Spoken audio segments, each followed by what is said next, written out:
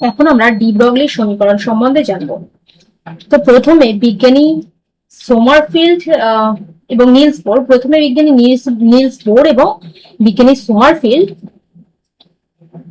কি করেছিলেন, ইলেকট্রনের কণাধর্মের কথা তারা বলেছিলেন, কিন্তু পরবর্তীকালে বিজ্ঞানী ডি ব্রগলি তিনি দেখান যে, তিনি তাত্ত্বিক বিশ্লেষণ করেন এবং তিনি দেখান যে ইলেকট্রনের, একটা গতিশীল ইলেকট্রনের কণাধর্মও আছে এবং তরঙ্গ ধর্মও আছে। এই যে গতিশীল ইলেকট্রনের দ্বৈত সত্তার কথা তিনি বলেন, সেটাই হচ্ছে তিনি হচ্ছে তার দ্বারা তরঙ্গ দৈর্ঘ্য একটা রাশিমালা দেন, সেটা কি lambda equal to H by M V, যেখানে ল্যামডা হচ্ছে গতিশীল ইলেকট্রনের তরঙ্গ দৈর্ঘ্য, এইচ হচ্ছে কি প্লাঙ্কের কনস্ট্যান্ট, এম হচ্ছে ইলেকট্রনের মাস ভর, আর ভি হচ্ছে গতিবেগ। ঠিক আছে, তো এম ভি মানে কি ভরবেগ, এটা আমরা পি দিয়েও লিখি, তাহলে এইচ বাই পি, তাই lambda equal to H by M V বা এইচ বাই পি, এটাই হচ্ছে কি আমাদের ডি ব্রগলির সমীকরণ। তো এখন আমরা দেখবো যে এই সমীকরণটা কিভাবে আসলো। দেখো এই সমীকরণটা দুটো সমীকরণের সমন্বয়ে তিনি এনেছিলেন। একটা হচ্ছে প্লাঙ্কের কোয়ান্টাম তত্ত্ব অনুযায়ী আমরা কি জানি, প্লাঙ্কের কোয়ান্টাম তত্ত্ব, ঠিক আছে, কোয়ান্টাম থিওরি,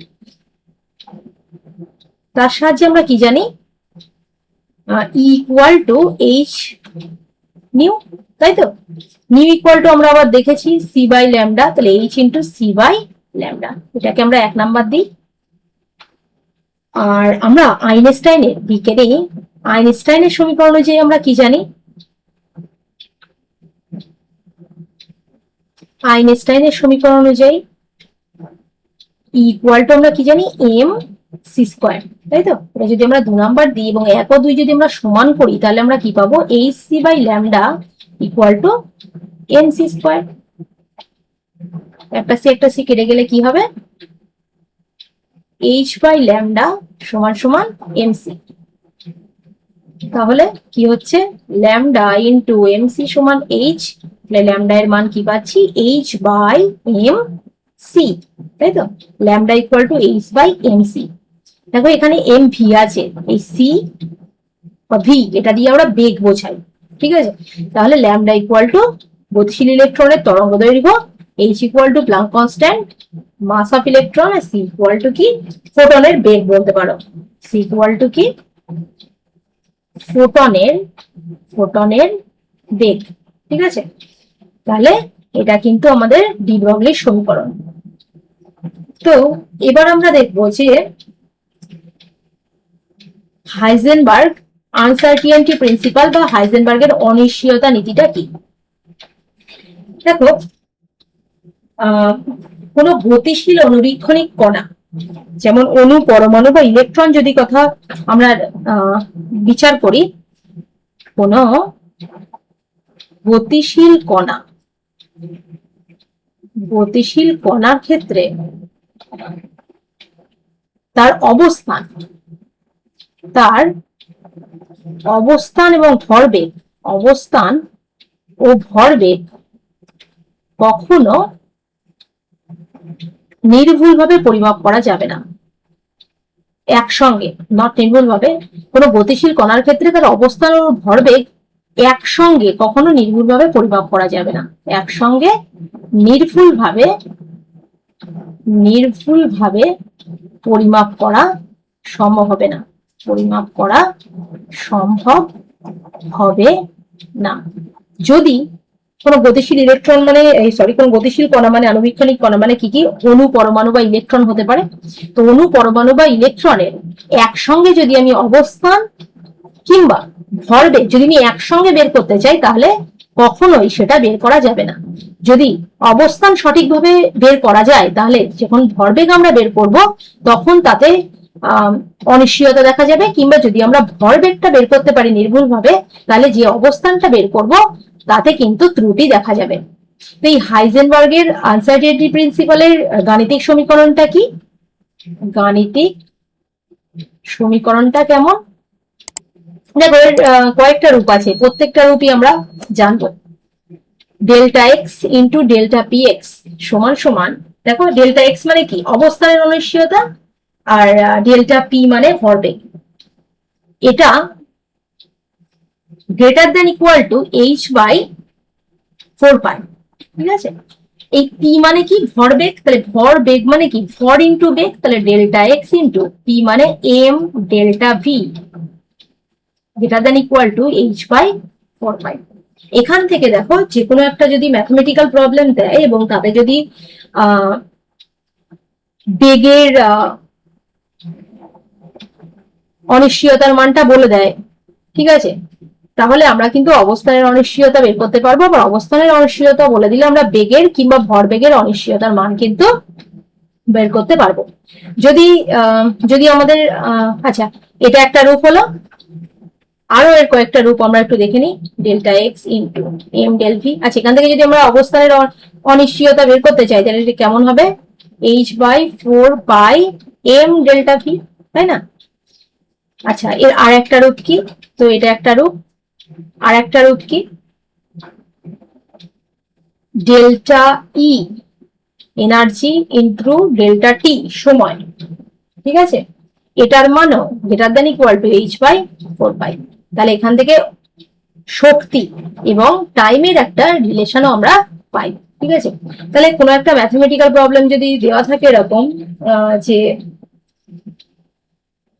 দেখা যাচ্ছে কোনো ক্ষেত্রে দেওয়া আছে যে একটা গতিশীল ইলেকট্রন আছে, বা একটা গতিশীল একটা ম্যাথমেটিক্যাল প্রবলেম আমি করিয়ে দিই একটা এক্সাম্পল। একটা গতিশীল ইলেকট্রনের দেখা যাচ্ছে দুটোই বের করতে বলেছে, অবস্থান ও ভরবেগের অনিশ্চয়তার মান কত হবে, তো সূত্র অনুযায়ী আমরা কি জানি, অবস্থান এবং ভরবেগের অনিশ্চয়তা কার সমান, এইচ বাই 4 পাই এর সমান। তাহলে delta X into delta P x সমান এইচ বাই 4 পাই।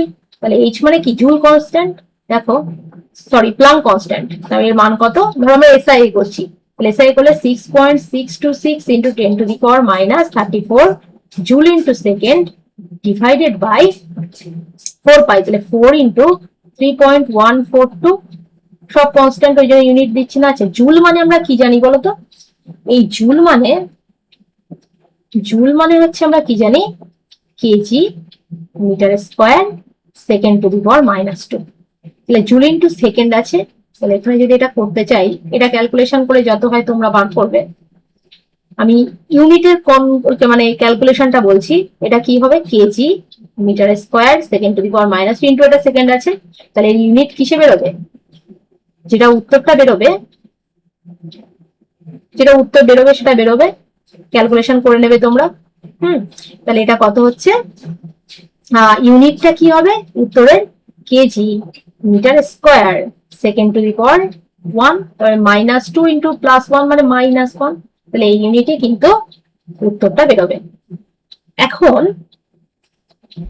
এটা যদি মুছে দিই, না এটা ইরেজ করলে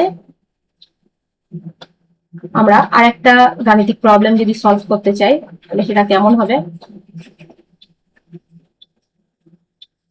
দেখা যাচ্ছে কোনো ক্ষেত্রে বলেছে অবস্থানের অনিশ্চয়তা, যেটা যেমনটা আমি বলছিলাম, অবস্থানের অনিশ্চয়তা বলে দিয়েছে যে কোনো একটা গতিশীল ইলেকট্রনের ধরো অবস্থানের অনিশ্চয়তা বলে দিয়েছে হচ্ছে যে হোক একটা ভ্যালু বলে দিয়েছে, তো সেক্ষেত্রে আমাদের বলেছে বেগের অনিশ্চয়তা বের করো, তাহলে কি হবে, ডেল্টা এক্স সূত্র কি ছিল, delta X into delta P X equal to H by 4 pi. অবস্থানের অনিশ্চয়তা বের করতে বলেছে, ধরো যদি অবস্থান অনিশ্চয়তা বের করতে বলে তাহলে কি হবে, এইচ বাই 4 পাই ইন্টু, আমি ইউনিটটা দেখাবো বলে বলছি, ডেল্টা পি মানে কি এম ডেল্টা ভি, তাই তো, তাহলে এর একক কি জুল ইন্টু সেকেন্ড। আমি কোনো ম্যাথমেটিক্যাল প্রবলেম করছি না, আমি জাস্ট ইউনিট কনভার্সনটা দেখাচ্ছি। এটা 4 পাই, কোনো ইউনিট নেই, রাখলাম ওর, এম মানে কেজিতে থাকবে, ডেল্টা ভি মানে কি এসআইতে মিটার পার সেকেন্ড, তাহলে জুল মানে আবার কি বলেছি একটু আগে, KG metre square second to the power -2 into second, নিচে কি হচ্ছে কেজি কেজি কেজি দেখো কেটে যাচ্ছে, মিটার পার সেকেন্ড, মিটার একটা কেটে গেল, সেকেন্ড, সেকেন্ডটা উপরে উঠলে সেকেন্ড মানে কি হচ্ছে, সেকেন্ড স্কোয়ার হয়ে যাচ্ছে না, এই সেকেন্ড মাইনাস ওয়ানটা উপরে উঠে কি হয়ে যাবে, সেকেন্ড মাইনাস ওয়ান উপরে উঠে গেলে সেকেন্ড প্লাস ওয়ান, তাহলে ওয়ান প্লাস ওয়ান মানে second to the power minus two, second to the power sorry plus two আর মাইনাস টু মানে জিরো, তাহলে শুধুমাত্র পড়ে থাকছে কি ইউনিট, মিটার। ওই জন্য ডেল্টা এক্স বের করতে গেলে ক্যালকুলেশন তো তোমরা করে নিতে পারবে, তাহলে সেটা কোন ইউনিটে বেরোবে, মিটার ইউনিটে। সিমিলারলি ডেল্টা ভি বের করতে গেলে সেটা দেখবে মিটার পার সেকেন্ড, এটা একইভাবে তোমরা করবে, মিটার পার সেকেন্ডই কিন্তু বেরোবে, ঠিক আছে। আচ্ছা, এবার দেখবো আমরা বিভিন্ন কক্ষকের ক্ষেত্রে আমরা কিভাবে রেডিয়াল নোড বা অরিয় পর্ব বা অ্যাঙ্গুলার নোড আমরা কিভাবে বের করতে পারি। আমরা দুটো সূত্র দেখবো নর্মালি। দেখো ধরো 1s orbital, 2s orbital, 3p orbital, 3d, আমি আরবিটারি কয়েকটা অরবিটাল লিখেছি। এই রেডিয়াল নোডের সূত্র হচ্ছে n minus l minus 1। Angular নোডের সূত্র কি, শুধুমাত্র l। ঠিক আছে, সূত্রগুলো মনে রাখবে, এগুলো কিন্তু কাজে লাগে। তাহলে আমরা যদি টোটাল নোড মানে কি, রেডিয়াল নোড প্লাস, আর মানে রেডিয়াল নোড যদি ধরি, এল মানে অ্যাঙ্গুলার নোড যদি ধরি, সেরকম ভাবে না লেখাই বেটার।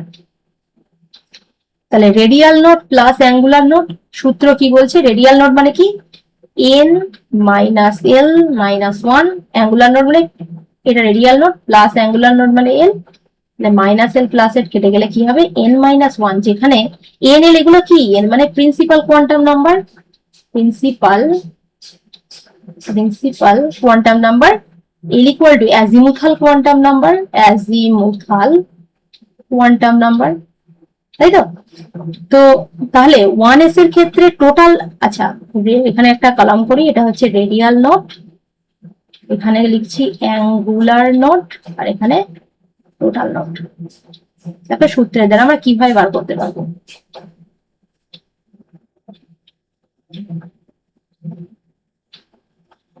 ওয়ান এস এর ক্ষেত্রে দেখি রেডিয়াল নোড কিভাবে বেরোবে। 1s এর ক্ষেত্রে দেখো রেডিয়াল নোডের সূত্র কি, n মাইনাস l মাইনাস 1, তাহলে এটা মানে n বিচার করে, তাহলে এর ক্ষেত্রে n ইকুয়াল টু কত, 1। আর s অরবিটালের ক্ষেত্রে এটা আমরা জানি s p d f, l equal to 0 থেকে শুরু হয়, ঠিক আছে, এটা মনে রাখবে 0 1 2 3, ঠিক আছে। তাহলে l এর ক্ষেত্রে ভালো করে বুঝবে, l এর ক্ষেত্রে s এর মান কত, 0, তাই তো। s অরবিটালের ক্ষেত্রে l এর মান হচ্ছে 0, তাহলে সূত্র কি n মাইনাস l মাইনাস 1।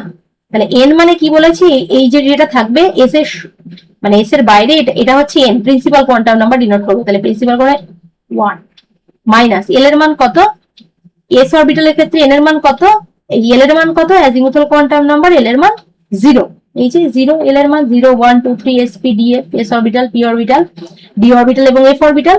তাহলে s অরবিটালের ক্ষেত্রে l এর মান 0, তাহলে 1 মাইনাস 0 মাইনাস 1, তাহলে রেডিয়াল নোডের সংখ্যা কত হবে, 1 মাইনাস 1 মানে 0। অ্যাঙ্গুলার নোড তো সহজ, অ্যাঙ্গুলার নোডের ডিরেক্ট সূত্র l, যেটা l ভ্যালু সেটাই হচ্ছে number of angular node in the system, তাই তো।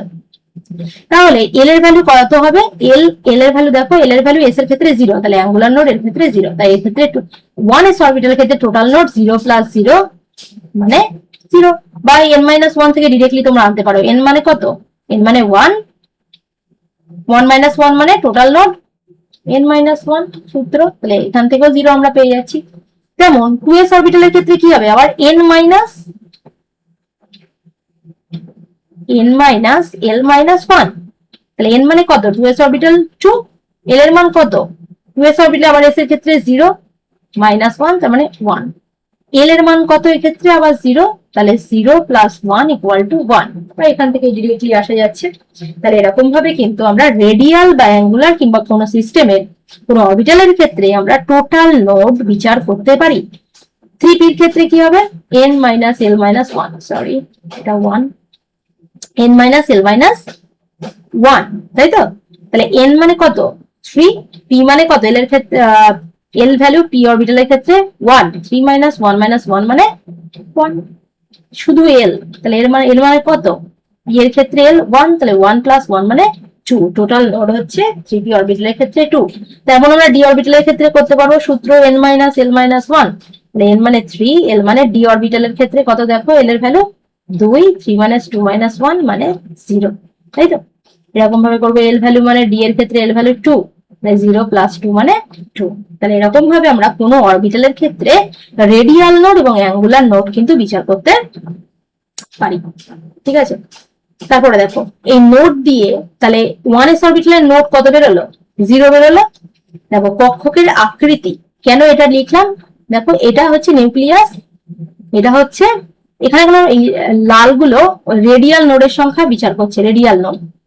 রেডিয়াল নোড এখানে কত, কোনো, দেখো এখানে হচ্ছে 0, 1s মানে রেডিয়াল নোড বা টোটাল নোড ধরো যদি তুমি বিচার করো, নোড কত, 1s অরবিটালের ক্ষেত্রে একটা নোড নেই, তাই তো?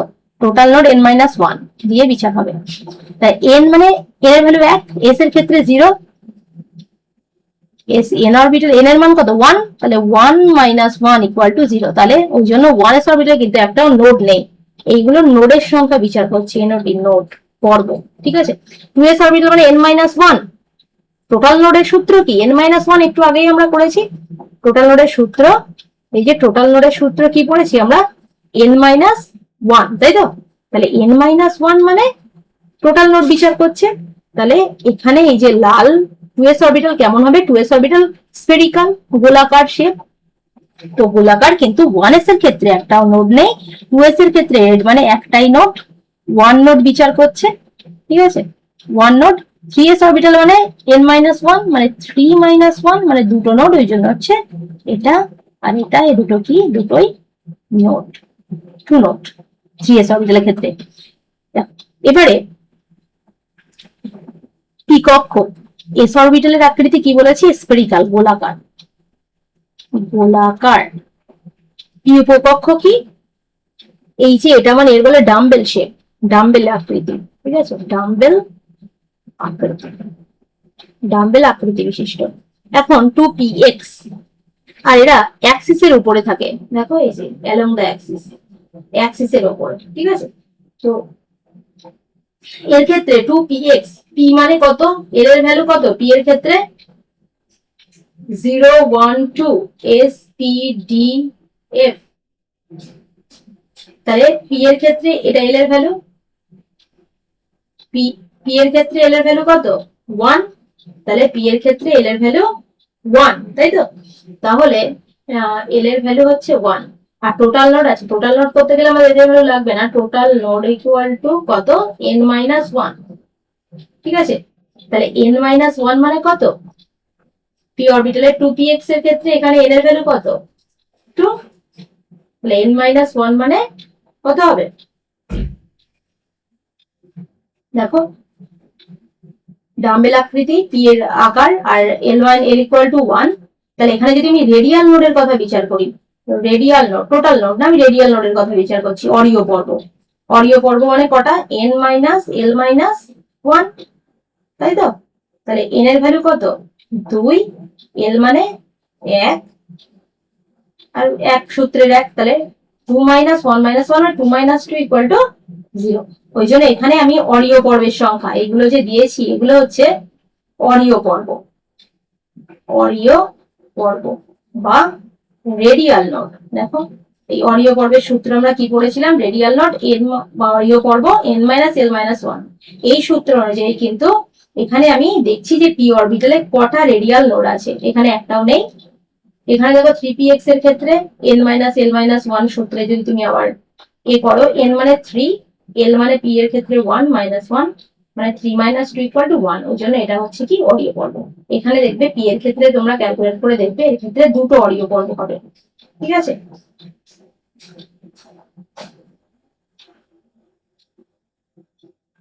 আচ্ছা,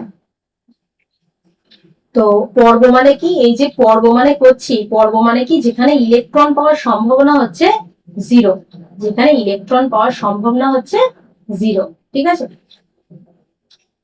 তো এবার দেখি, তাহলে পি উপকক্ষ হচ্ছে ডাম্বেল আকার, ডি উপকক্ষ কেমন, দেখো ডি উপকক্ষ হচ্ছে দু রকম অরবিটাল নিয়ে গঠিত।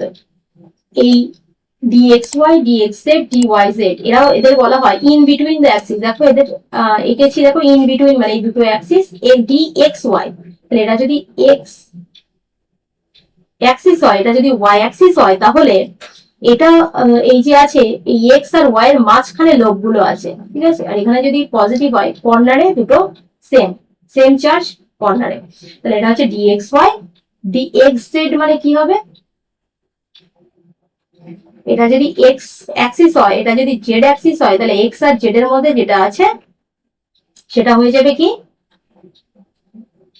সরি ভুলে গেছি, ইন বিটুইন দ্য অ্যাক্সিস আমি অ্যালং দ্য অ্যাক্সিস এ ফেলেছি। ভুলটা বুঝতে পেরেছো কি করেছি আমি?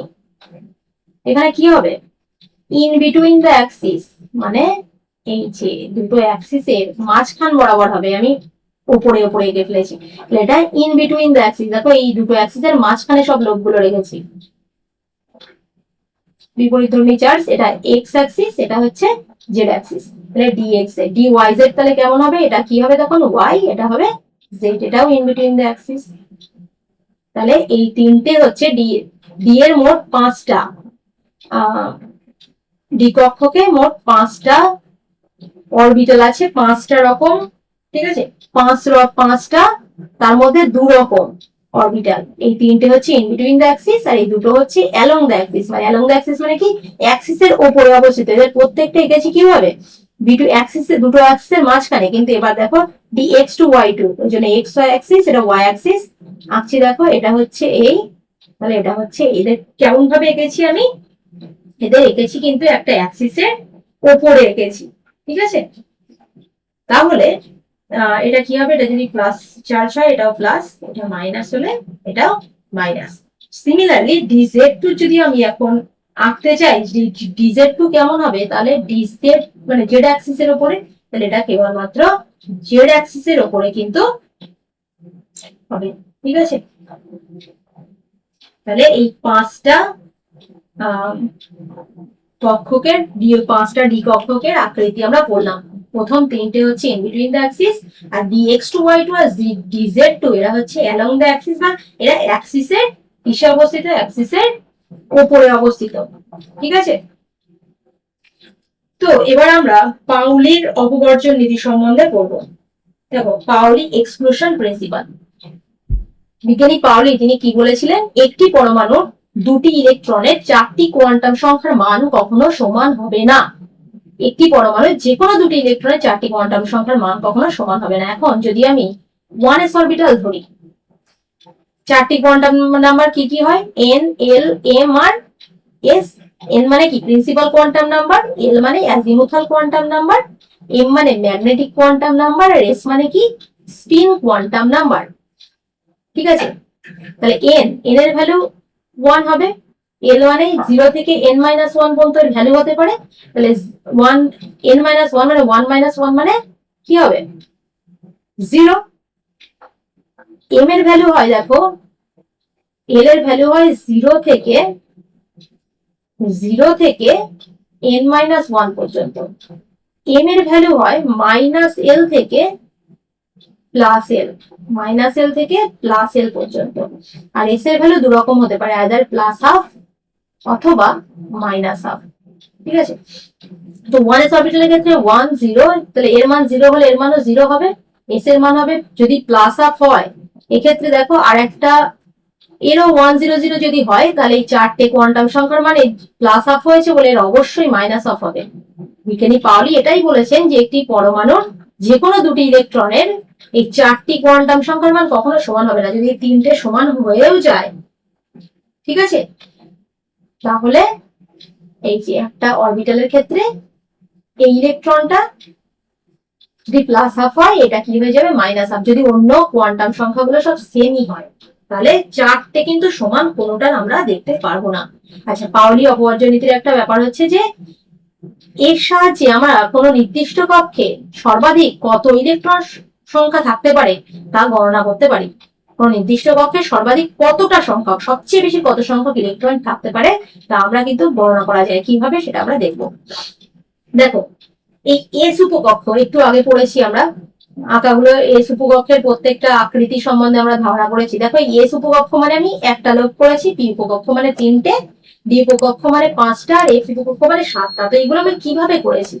তো কোনো উপকক্ষে কক্ষকের সংখ্যা কত হবে সেটা আমরা এই 2l, এল মানে কি, এল মানে কি অ্যাজিমুথাল, অ্যাজিমুথাল কোয়ান্টাম নাম্বার, তাই তো? অ্যাজিমুথাল কোয়ান্টাম নাম্বার এই সূত্রের সাহায্যে আমরা পাবো। দেখো এস উপকক্ষ, এস মানে কি, এল ইকুয়াল টু কি হবে 0, অনেক আগে থেকে আমরা দেখছি। তাহলে এস এর ক্ষেত্রে এল ইকুয়াল টু 0, তাহলে এই সূত্র অনুযায়ী কি হচ্ছে 2 × 0 + 1 মানে 1। ওই জন্য কিন্তু আমরা এস উপকক্ষে দেখো কটা এঁকেছি কক্ষ, এস উপকক্ষের ক্ষেত্রে আমরা কিন্তু একটাই কক্ষ এঁকেছি, ঠিক আছে? সিমিলারলি পি উপকক্ষের ক্ষেত্রে কটা আমি অরবিটাল করেছি, কটা করেছি 1 2 3টে। কিভাবে আসছে, পি উপকক্ষ মানে এল ইকুয়াল টু কত, এল ইকুয়াল টু 1, তাই এল ইকুয়াল টু যদি 1 হয় তাহলে 2 × 1 + 1, 2 কে 2 আর আগে 3। দেখো আমরা কটা এঁকেছি 3টে। সিমিলারলি ডি উপকক্ষ মানে এল ইকুয়াল টু 2, মানে 2 × 2 + 1 মানে 5টা, ওই জন্য আমরা 5টা অরবিটাল এঁকেছি। আর এফ উপকক্ষের ক্ষেত্রে দেখি, এফ উপকক্ষের ক্ষেত্রে এল ইকুয়াল টু 3, মানে 2 × 3 + 1 মানে 7, ওই জন্য আমরা কটা এঁকেছি 7টা। এখন একটা কক্ষে সর্বোচ্চ ইলেকট্রন, এই যে একটা অরবিটাল, এতে সর্বাধিক কটা ইলেকট্রন থাকবে, ধর তো আমি একটা এঁকেছি, তাই এতে কটা ইলেকট্রন থাকবে 2 3 5টা, সেটা আমরা এই সূত্র দিয়ে আমরা পাবো। সিম্পলি এর সাথে আমরা 2 গুণ করে দেব।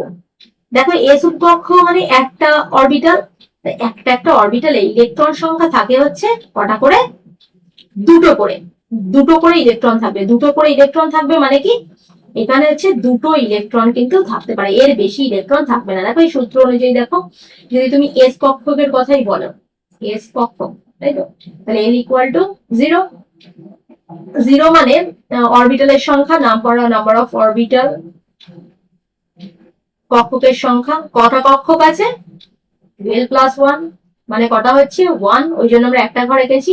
তাহলে number of electron occupy in the orbital, বা নাম্বার অফ ইলেকট্রন সেই অরবিটালে কটা থাকবে 2 × নাম্বার অফ অরবিটাল, কারণ একটা অরবিটালে দুটো করে ইলেকট্রন থাকবে, তাহলে 2 কে 2, এখানে দুটো ইলেকট্রন থাকবে। এখানে 3টে অরবিটাল আছে, তাহলে ইলেকট্রন কটা ধরবে, টোটাল ইলেকট্রন ধরবে কটা 6টা। ডি এর টোটাল ইলেকট্রন ধরবে কটা, 5টা অরবিটাল মানে 5 × 2 = 10টা, এর কটা ধরবে 14টা। তাহলে আমরা কি পেলাম, এস উপকক্ষ, এস কক্ষকে সর্বাধিক দুটো ইলেকট্রন থাকবে, পি এ সর্বাধিক 6টা ইলেকট্রন, তার বেশি কখনোই থাকা পসিবল না। ডি তে সর্বাধিক 10টা ইলেকট্রন থাকবে, তার থেকে বেশি কখনোই পসিবল না। সিমিলারলি এফ এ 14 ইলেকট্রন থাকবে, তার থেকে বেশি কিন্তু কখনোই পসিবল হবে না, ঠিক আছে? তাহলে আমরা পাউলির এক্সক্লুশন প্রিন্সিপাল আমরা পড়লাম। এবার আমরা দেখব হুন্ডের মাল্টিপ্লিসিটি সূত্র। বিজ্ঞানী হুন্ড তিনি কি বলেছিলেন, যে একটি নির্দিষ্ট উপকক্ষের ক্ষেত্রে ইলেকট্রন পূর্তি প্রক্রিয়ায় সমশক্তি সম্পন্ন কক্ষগুলি যত সময় খালি থাকবে, ইলেকট্রনগুলি ততক্ষণ এককভাবে ওই কক্ষগুলি দখল করবে এবং এদের ঘূর্ণন একইভাবে হবে। কিছুই বুঝতে পারোনি?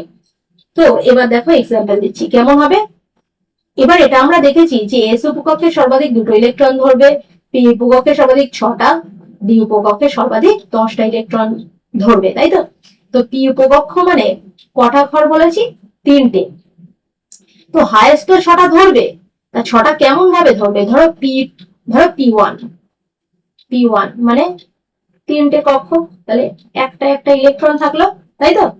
এখন P2 কেমন হবে, P2 ক্ষেত্রে দুটো ওয়েভ হতে পারে। দেখো P2 কেমন হতে পারে, P2 হতে পারে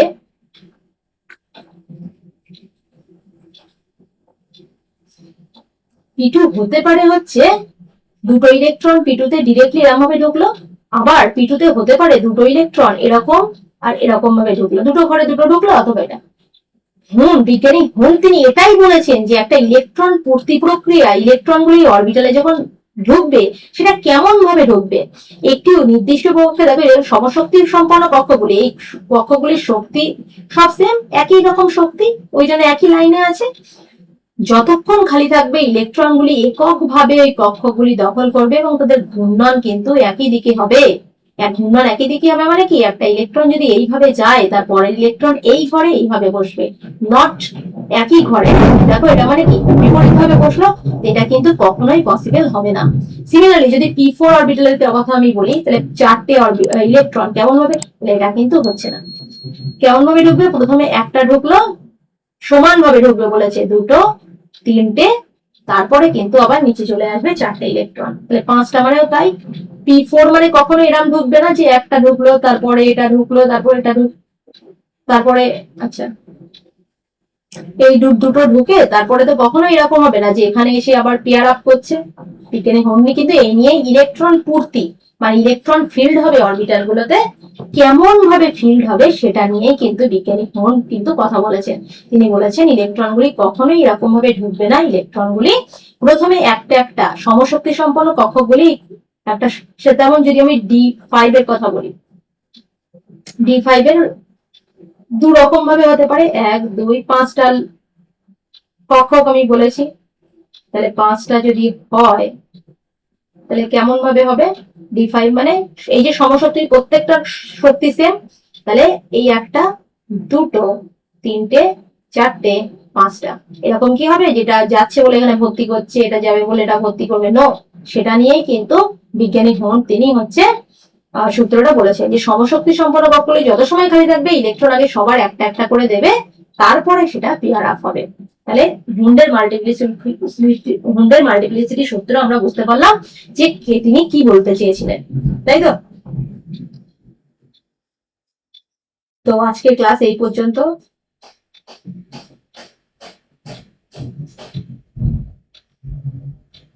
আচ্ছা,